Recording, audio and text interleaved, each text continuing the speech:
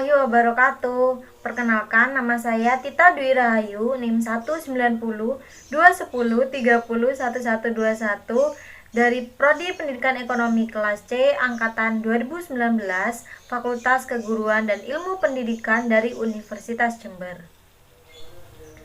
Di sini saya akan menjelaskan mengenai materi pencatatan persediaan barang dagang dalam perusahaan dagang.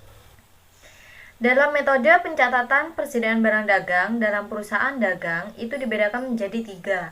Yang pertama yaitu metode FIFO atau first in first out, dan yang kedua metode LIFO atau last in first out, dan yang ketiga yaitu average atau rata-rata. Baik, berikut adalah penjelasan mengenai metode pencatatan persediaan barang dagang di dalam perusahaan dagang. Selamat menonton. Baik, yang pertama yaitu saya akan menjelaskan mengenai metode pencatatan persediaan barang dagang, yaitu metode FIFO atau first in first out. Metode ini dikenal pertama kali dalam akuntansi keuangan sebagai salah satu metode dalam penilaian persediaan. Harga yang digunakan sebagai dasar dalam menilai persediaan barang dapat memakai harga lama ataupun harga yang baru. Metode FIFO dalam persediaan merupakan pencatatan barang persediaan yang mengasumsikan persediaan yang pertama masuk akan dikeluarkan pertama dan yang masuk terakhir akan dikeluarkan belakangan. Artinya, dalam metode FIFO, persediaan yang dicatat pertama kali saat penjualan adalah persediaan yang pertama kali masuk.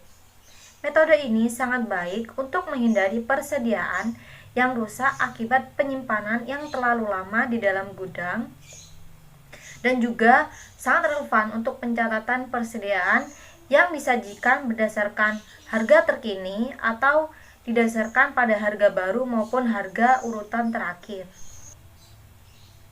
Metode ini cenderung menghasilkan persediaan yang nilainya lebih tinggi dan berdampak pada nilai aktiva suatu perusahaan. Metode FIFO seringkali tidak nampak secara langsung pada aliran fisik dari barang tersebut. Mengapa? Karena pengambilan barang dari gudang lebih didasarkan dalam pengaturan barangnya. Dengan demikian, metode FIFO lebih nampak pada perhitungan harga pokok barang, dan biaya yang digunakan untuk membeli barang pertama kali akan dikenal sebagai Cost of Goods Sold atau COGS. Untuk perhitungan harga maka digunakan harga dari stok dari transaksi terdahulu. Berikut contoh pencatatan persediaan barang dagang dengan menggunakan metode FIFO.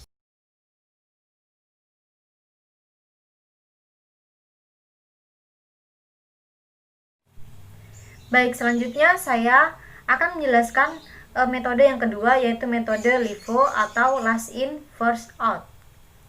Metode LIFO merupakan pencatatan barang persediaan yang mengasumsikan unit persediaan yang terakhir dibeli dikeluarkan terlebih dahulu, dan unit persediaan yang pertama dibeli akan dikeluarkan di kemudian hari. Dalam metode LIFO, persediaan yang pertama kali dicatat saat penjualan, merupakan persediaan yang terakhir masuk. Dalam metode ini mempunyai kelebihan dan kekurangan dalam pencatatan harga persediaan.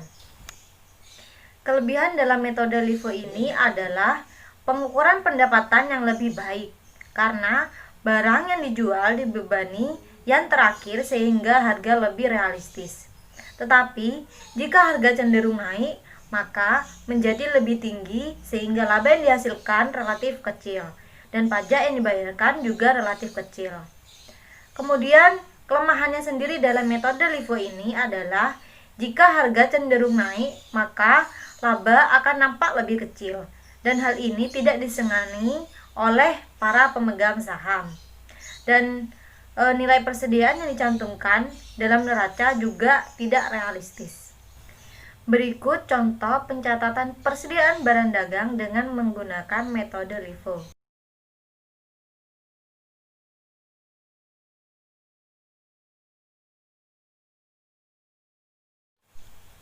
Kemudian metode yang ketiga yaitu metode average atau rata-rata. Metode average atau disebut juga dengan metode rata-rata tertimbang adalah metode yang digunakan untuk menghitung biaya per unit persediaan berdasarkan rata-rata tertimbang dari unit yang serupa dan biaya unit yang dibeli selama satu periode.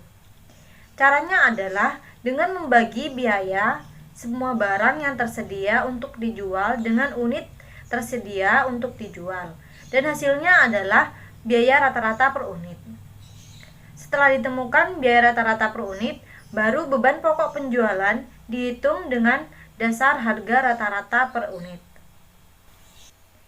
Dalam metode ini, metode average atau rata-rata ini, jumlah harga pokok produk dalam proses awal ditambahkan dengan biaya produksi yang dikeluarkan periode sekarang dibagi dengan unit produk untuk menghasilkan harga pokok rata-rata tertimbang.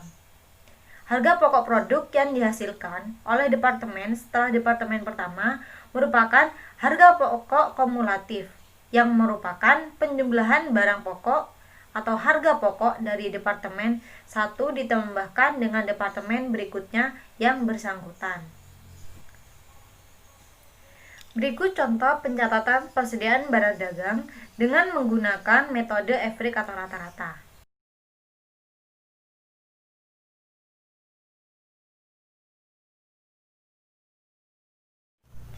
Baik, itulah penjelasan mengenai metode pencatatan persediaan barang dagang di dalam perusahaan dagang. Semoga apa yang telah saya jelaskan dapat bermanfaat bagi kalian para pendengar. Ditunggu next videonya ya. I like your eyes, you look away when you pretend not to care. I like the dimples on the corners of the smile that you wear. I like you more though